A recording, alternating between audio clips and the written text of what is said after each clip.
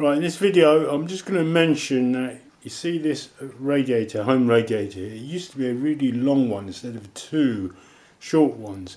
The reason is because in the past I put one of these objects on the radiator and it caused it to rust at the place where I placed the radiator. So the question is, did I place a fluffy kind of willy toy, a copper coin, or constantly putting a wet towel on to dry to cause the rust on the radiator, to cause the radiator leak, and eventually me having to change the radiator for two smaller ones.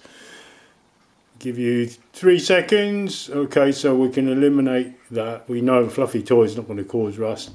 You may, a lot of people do this, they will dry their towels, dry their socks on a hot radiator, and you may think that would be the one because it's wet, it's going to cause rust because of the wetness.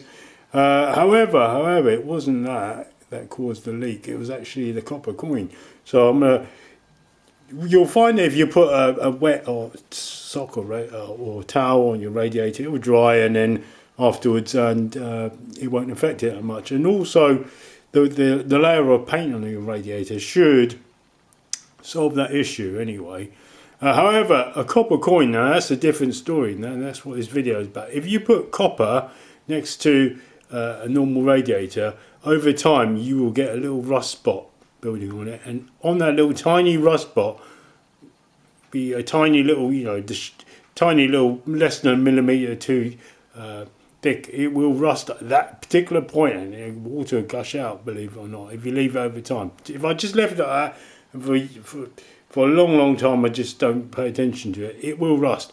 Reason being is because, you'll probably want to know, is because the reactivity of the copper is lower than reactivity of the iron in the radiator. So what happens is the iron in the radiator will rust rather than the copper.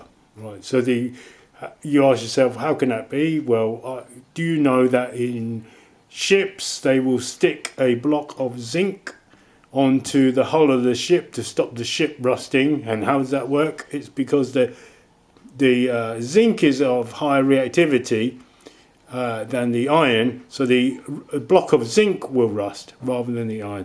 So the same case would be true here, but the reactivity of the steel is higher than the reactivity of the copper, so the radiator will rust.